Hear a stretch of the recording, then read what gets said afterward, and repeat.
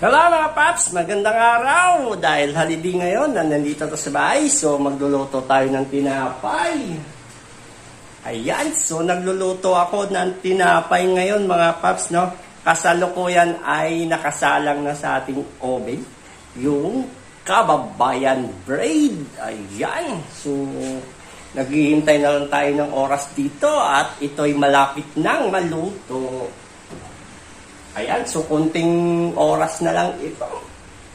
Mga 3 minutes ay maluluto na itong ating kababayan. Ayan. So, kunting oras na lang. Ayan.